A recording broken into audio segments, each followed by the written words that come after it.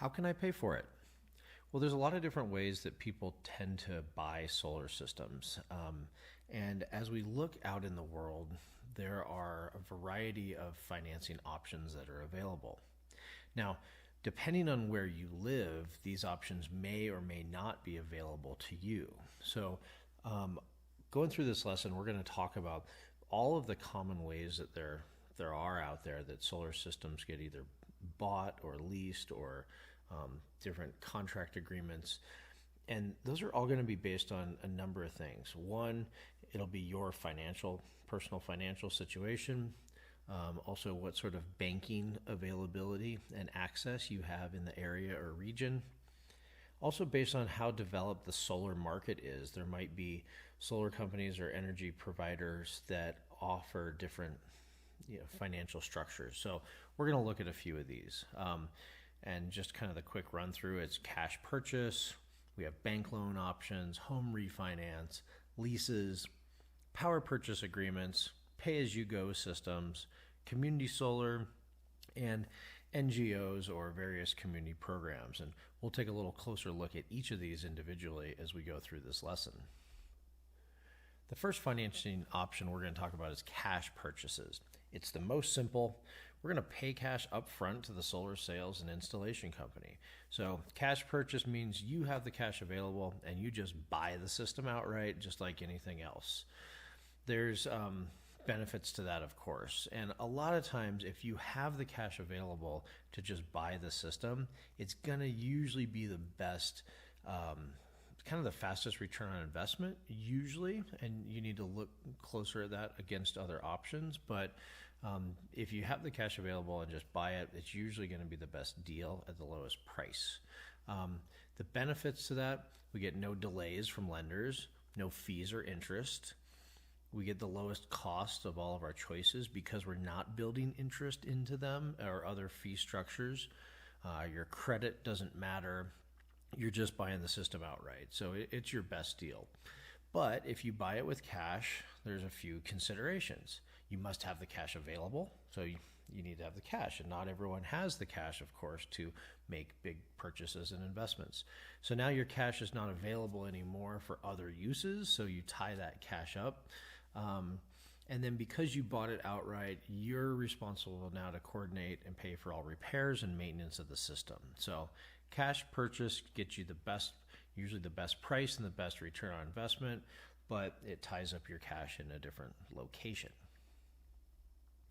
The second option we have is what we call an unsecured bank loan. This is a kind of a normal bank loan that we would go and get, sometimes called a good faith or a signature loan, requiring no collateral. So just a straight up bank loan that we get from a local bank, a savings and loan, a credit union, kind of whatever is available out there.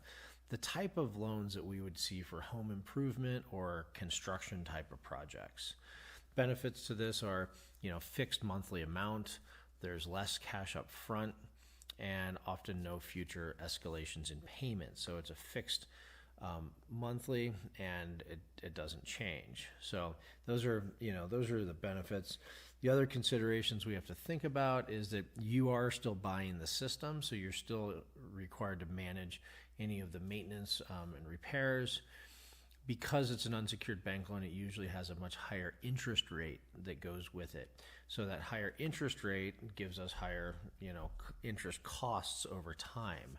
And so that's where, compared to cash, the bank loan gets us money up front, but we're going to pay on the back end with more interest in the system. So that's an unsecured bank loan. Another one that a lot of people utilize is a real estate mortgage. And so we're basically including the cost of the solar either into an initial mortgage when we buy a property or a mortgage refinance. So if interest rates are good and you're going to refinance your home or your building, and you can refinance and wrap the cost of the solar into that mortgage, there can be a lot of benefits to that, right? So we have a secured loan because the collateral is the building or the house, so it's attached to the house now. And so usually with that, we tend to get a lower interest rate as well. we're going to have a fixed cost at a lower interest rate that's going to be spread over many years. And oftentimes with the real estate mortgage, we're spreading that over more years than a basic construction loan. So we need to look at those interest rates and how many years we're spreading that out. So the benefits to that, of course, lower monthly costs. And often this is the lowest monthly cost of all of our choices. Because we've spread that money over such a long time, we now have often the cheapest, monthly outlay. Those monthly costs may be less than the monthly energy savings, which is great, because that means that we have a possibility of being positive cash flow from day one. Because if we have a monthly cost that's less than our energy, and we're making all of our own energy, all of a sudden we become kind of cash positive at that point. Other things we need to think about are, because you then bought the system again through the loan, you're responsible for repairs and maintenance, and the accumulated interest costs may become large over many years. So depending on how long you stretch this out, that can be a lot of interest over time. So that needs to be considered as well. So that's our real estate mortgage option, and wrapping it into the building itself. Now, another thing that we see out there, and this is usually when we have more of a developed solar market, and this can come from various either lenders or sometimes it's banks, sometimes it's solar companies that work with banks to have a program, and we're looking at basically leasing of equipment. So in this case, with a lease system, the building owner basically rents the equipment that's owned by another party. So you're leasing the equipment itself. And so the lessee or the building owner benefits from all the solar electricity. So you're the building owner, you lease the equipment, it goes on your roof, and you get all the electricity that comes off of it. Then we also have the lessor, or the system owner, the person who actually owns the equipment. They get a payment for a specified period of time, right? So you have a contract agreement to pay them for this equipment usage over the life of the lease here. So with the benefits for that, system owner is responsible for repairs and maintenance. So that means the people who own the equipment, whether that's a bank or a solar company or government or utility company or whoever, they're responsible for maintenance and repairs. Also, typically we have no money down, and so for the right situation, this can be a zero upfront cost, and we basically just start making monthly payments on the equipment. So it's an easy way for us to go solar fairly quickly. The downside to that is often we have an escalator clause that allows monthly payments to increase over time. And so it might mean that, 5 years down the road or however, the monthly payment could go up. So we need to look at that in those contracts. The payments are for the equipment lease. So it's not tied to the solar output directly. So that's something that we need to consider. Because you're just leasing the equipment. You're not getting and you're getting the electricity out of the equipment. And so it's not necessarily always tied to the solar production. So that could vary. And then if this, where we say here, you must pay if the system needs extra maintenance. Well, let's say the system goes down and the owner is responsible for the repairs and the maintenance, but if that takes them a while to get done, you're still responsible to pay that lease amount. So if the system's offline for a month, you're still going to be held accountable to pay that monthly payment, even if we're waiting for the owner of the equipment to come and do the maintenance. So we need to consider that and look closely, of course, at those contracts for an equipment lease type of situation.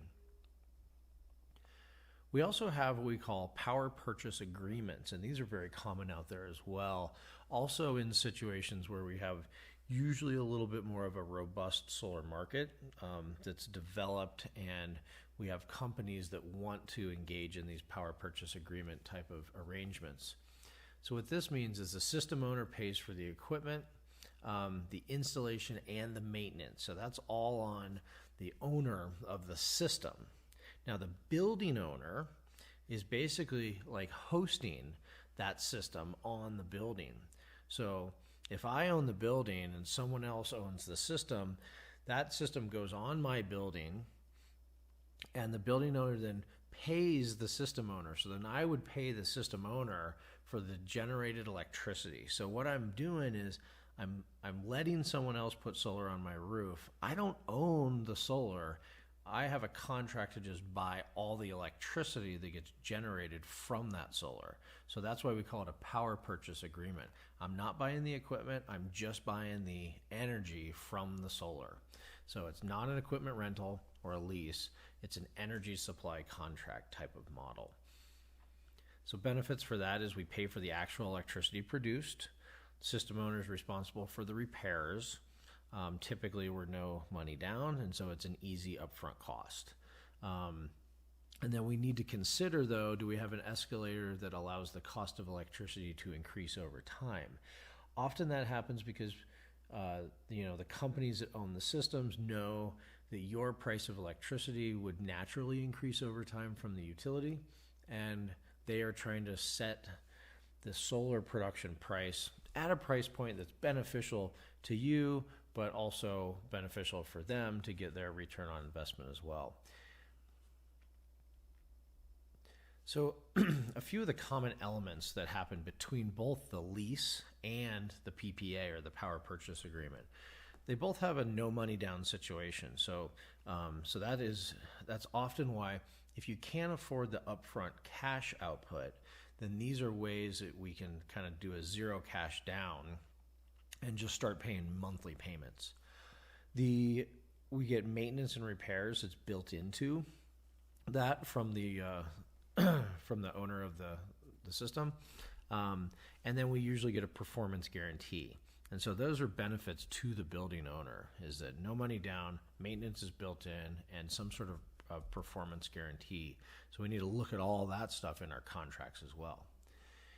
The other thing we need to consider is kind of end of contract options. So what happens, maybe it's not a end of system life, but an end of contract. So maybe it's a contract for 10 years, but we know the solar is going to last longer. There's a number of things that we can do. Usually what's offered to us is we could renew the contract, if that's an option. Some of these companies will remove the system and take it back, although usually they don't really want to do that, but it may be in their contract that they have to, if the building owner says that's what they want. They don't usually want to remove it because it's going to cost them a bunch of money to remove the system and take it all back. And the resale value in the seconds market is not that high. So most of the time, the lease and PPA owners don't want to take the system back if they don't have to. They'd rather renew the contract, or in a lot of cases, what they do is allow you to buy the system. So you've gone through the full contract terms, whatever that time period is. There's usually a buyout price where you can say, okay, I'll pay you X amount of money, and we just keep the system on my roof, and now I own it instead of leasing it or the PPA. And actually, a lot of times that's not too bad of a deal for the building owner, because the system has usually been paid for and the lease or PPA company has already made their money back, and they just want that asset off of their hands. So that's usually what happens at end of contract terms. So a few of the things to consider when you look at those options. Now, with another financing thing, and we're seeing this is designed for very small markets. It's what's being called a pay-as-you-go model. This is where we get energy service providers that rents or sells a solar PV system, and payments are made through a mobile system device, kind of like just renewing, minutes on your phone or credits, or we're seeing utility companies around the world kind of set up a mobile payment where maybe we go to the store and we pay and we enter a number into my phone, and that phone number now unlocks, just like I would do for data or minutes, it now unlocks access to my solar system. Now, this particular pay-as-you-go model that we've seen in a lot of places in small solar markets is happening, pretty regularly in certain areas. So it's small, affordable, renewable energy systems, and these are all designed to be off-grid. So we're talking small off-grid applications, really intended for little things like lighting, phone charging, radios, TVs, and small devices. Most of these systems are somewhere between 50 and 800 watts of solar. So they're meant to be small independent systems that are paid through mobile phones. And so the other thing with this is if we have a non-payment situation, the service provider can remotely disconnect the electrical service. So part of this little electrical system, and often these may be DC only, and basically the charge controller has a ability to talk to the phone system, and if you don't get the credits into your system, then the PV shuts down and waits for you to go to the store, buy more credits, and plug that back in. It is a really cool model for small applications in remote areas because it allows for people to have a zero or low cost to get a small system to have basic functionality like lights and phone charging. So we're seeing a lot more of this go to this mobile type of application. Now that was a small scale. On a bigger scale, we have things that we call community solar. Community solar is kind of a different model where we are getting large solar arrays built near a community. It's kind of like the whole town or village buys into one system together, or we get investors in a way that buy into a single site. The energy for that system is in credit. The energy credit is transferred to members based on purchases of shares. And so it's kind of like you're buying stock shares in a way, or you're buying a percentage of the solar farm or solar array. It gets us a lower cost of electricity compared to owning individual systems. And the reason is because now we're building it more like a solar power plant, which has a lower cost of energy than individual rooftop systems based on economy of scale, and it's all managed at a single site, a single point of connection to the utility grid, and all of those things. So the benefits to this community solar is it's not on individual roofs. The solar feeds into the utility grid through one meter, so it acts more like a power plant. The home or building owner, there's no home or building owner involvement in the system operation. So there's nothing on the homeowner to deal with maintenance or upkeep or cleaning or any of that. It basically is like a power plant that I invested in, and then I get a credit applied to my electrical meter. So the other considerations here is this requires community and utility leadership to set up and operate, because we need a whole team to come together to decide to, locate, build, and fund this power plant. We need the utility companies to agree that we push all this energy into the utility at one point with one meter, and then we separate that electricity as credit to the individual owner's meters. So it's kind of a model that takes the utility and the community working together to create this kind of centralized community solar type of project. But if it does work, and when it does work well, it's a great way for the community to buy lower cost solar and have all the maintenance and all the work put together into one place. And part of that benefit is this bulk upfront purchase of all equipment and the installation. So we save a lot of costs that way, and we save a lot of potential headaches from individual homeowners all buying separate systems.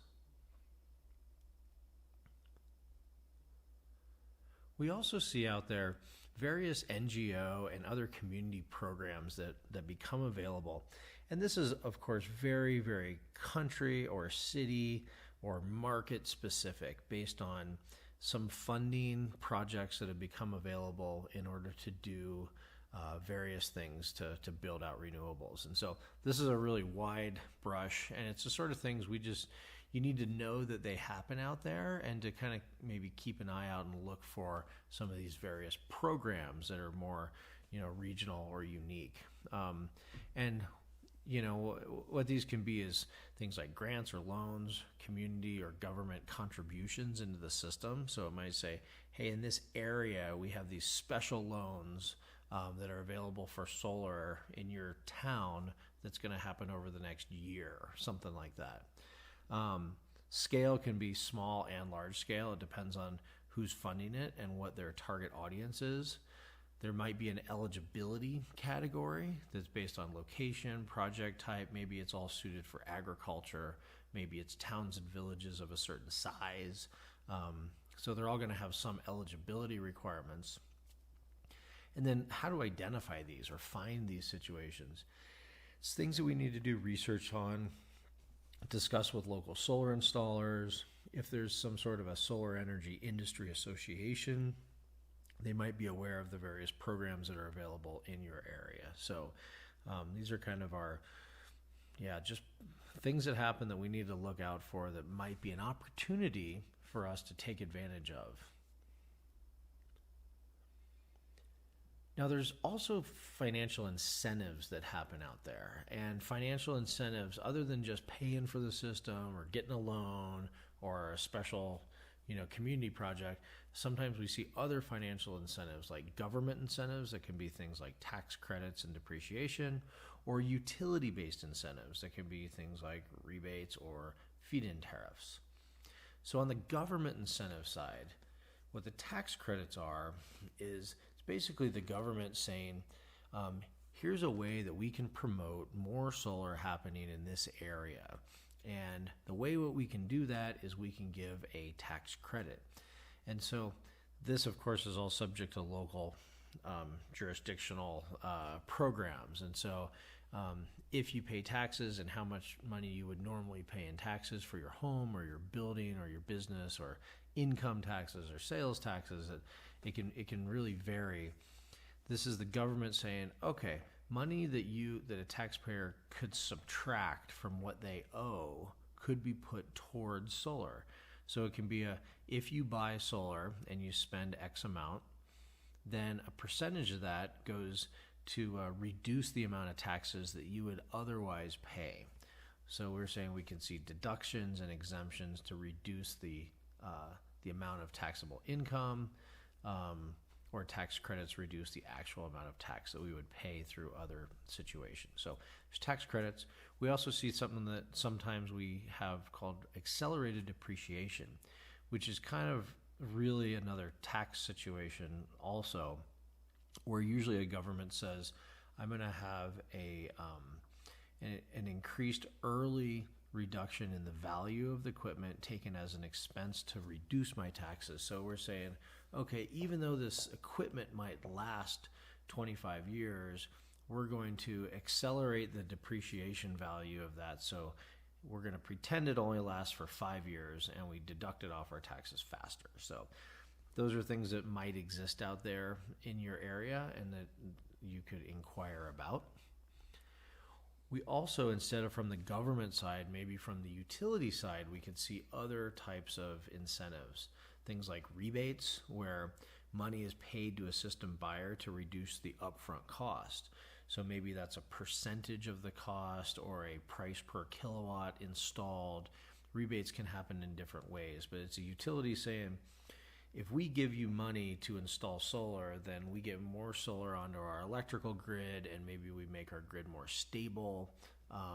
And so there's a value for us to put money out there to get more solar distributed out in our network. We also see things called feed-in tariffs. Feed-in tariffs is when the owner of a system receives a fixed price per kilowatt hour produced and sent into the utility grid. So feed-in tariff would mean I put in a grid-tied solar system and we have a special meter out there that just measures the solar production output. And then the utility pays me an extra amount of energy for all the kilowatt hours that I produce from solar and put into the system. It's just a different mechanism from a rebate to try to incentivize more solar being bought and installed out there in the world. And another thing that we need to think about or start to understand is that, the solar system can pay for itself over time. So there's a couple of things. We have this initial upfront cost, and then we need to look at what's the upfront cost, what is the monthly or annual return on investment or savings, basically. How much money do I save every month or every year because of my solar? And then how many years will the solar system operate? So in this little graph here, we see, the years of operation. And now this will vary by product, of course. The solar modules themselves could last 15 to 20, maybe 25 years, depending on the quality of the solar. Inverters could easily last 10 years. Battery banks depends on the quality of the batteries. So there's a lot of variables in here. That's why we're not really given a fixed number, because the numbers can range a lot. The other big thing is, what is your cost of energy? So the higher the cost of energy and the lower the cost of solar gives you a faster return on investment. So the solar is going to pay back its initial cost over some number of years that you can calculate when you go to look at all these price points. And then after the solar has made back all the money that it costs to buy and build the solar, then you're going to have a number of years after that where you're just getting basically free electricity, and then that's where you're making money on the system at that point. Now, how many years to that break-even point? That can vary dramatically based on price of power and price of solar, but it's also fairly easy to calculate when you go to look at purchasing a solar system. So it's a very exciting time to buy solar and to invest in it, and it's great that solar now has become an investment for people, either an investment in their property or an investment based on return. That maybe in some cases we're seeing solar being a better return than other financial investments that are out there in the world. So we need to start to look at solar not just as a energy independence and an environmental benefit, but also potentially a great investment for us.